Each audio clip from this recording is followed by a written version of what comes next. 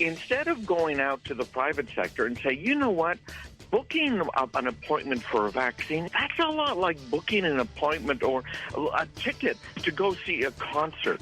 Why don't we just use something that already exists, there's dozens of them, but Cvent, and just modify that slightly, have that company modify it.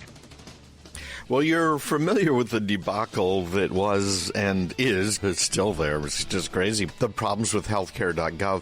We got the feds now rolling out their own websites. We got states rolling out their own websites. What can we expect from that? That's exactly what we talked about this morning. Chris, Ryan, and I on NH Today.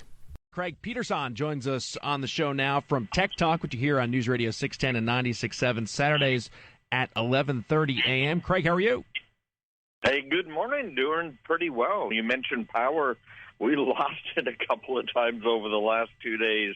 No fun with all this wind. Indeed. I could go into my pitch for the automatic standby generator from Generac, which you should get one of those. I'll refrain from going all in on it. Nicely done. But we do recommend that, particularly in this given environment. I want to ask you about the prevalence of scams and the prevalence of identity thefts and things of that nature. How much of that has to do with our usage of phones and hackings and things of that nature? We heard last week from the state's aspect of securities, regulation, and protection. We've talked a lot about this outside of just your appearances.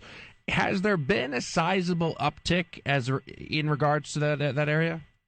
Yeah, there has been. What's interesting, too, is it's been both directions. We've seen a huge uptick in finding some of these problems. Some of them have existed now for many months, maybe as much as a year or more. We only recently found out about, and this includes hacks from the Chinese and from the Russians, and of course that's nothing new, but the depth of these attacks has been brand new. It's just astounding how they have really come after every last one of us, particularly businesses.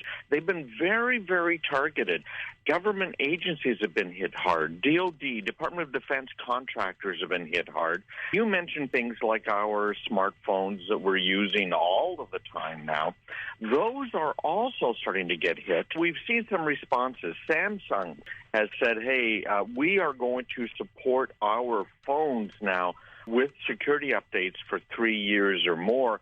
It looked like maybe we did something in return, because these Russian government websites all went offline after we vowed. President Biden said we're going to retaliate for some of these attacks. That's really interesting. Whenever these things take place, whether there's an outage of a particular server or a website goes down, one of the first things that comes into my mind is this a glitch? Is this a problem? Is this an upgrade? Are they hit their capacity? Or is this something a little more nefarious? Generally, is it just when a website goes down or a server is having some problems? Is it generally not nefarious, or a lot of times is it?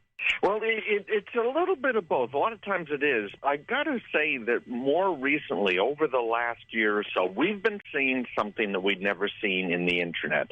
That is that the Internet was designed to be able to withstand atomic blasts. It was very, very decentralized. The decentralized Internet tended to be a very stable Internet. What's been happening more recently is that there have been acquisitions going on. We've got more and more of the Internet concentrated in individual hands. Look at how Amazon is running about 60% of the Internet traffic nowadays. Some of it's generating, et cetera.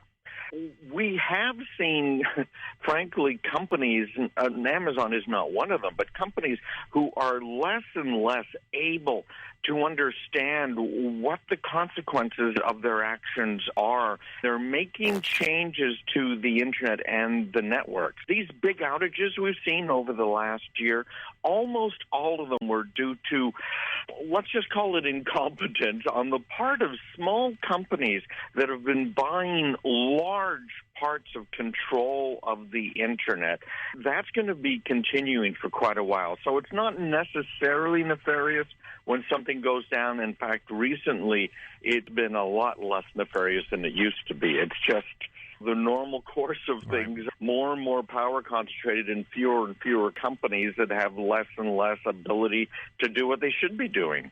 The Washington Post had a really good article this weekend about the rollout of the new vaccine website and the federal website. And talking with Kathleen Sebelius, who was the Health and Human Services Secretary during the Obamacare and healthcare.gov rollout, which, of course, was a disaster.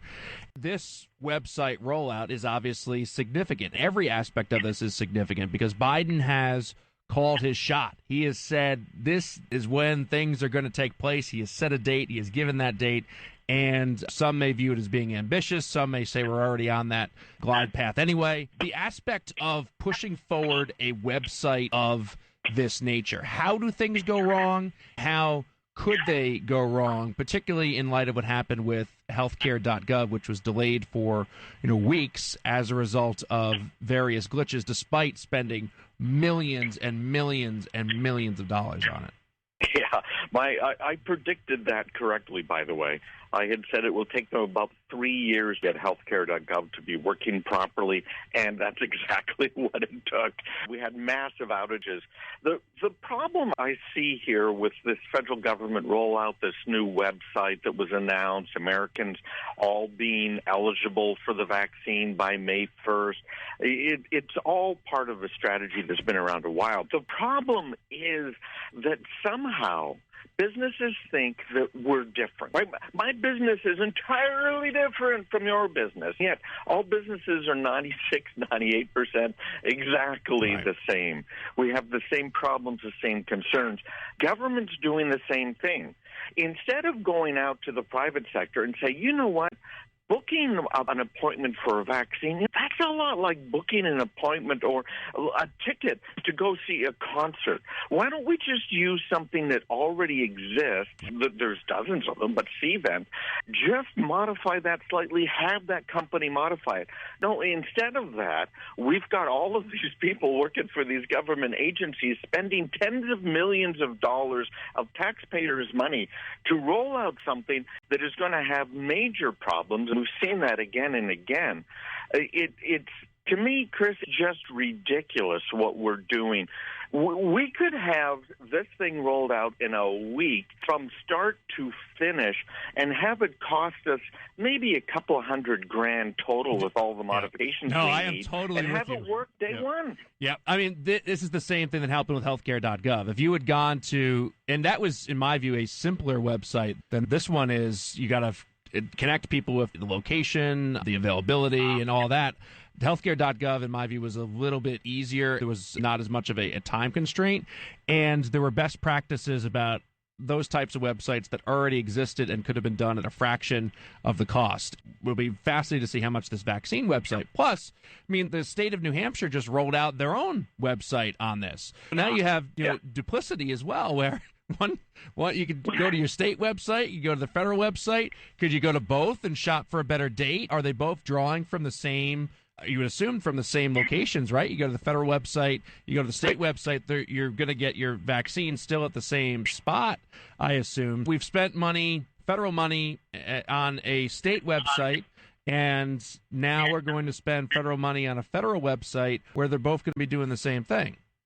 Yeah, this is a problem, and frankly, the biggest problem they've got is the back-end integration. I inferred from what you were saying, which is, how do we tie it in with the local Rite Aid store? All of these different tie-ins that have to occur, it gets very, very, very complicated. Frankly, this is simpler than what they did with healthcare.gov, which had a lot more tie-ins to insurance companies in the back end. Leave it to the feds if you want something to get really messed up.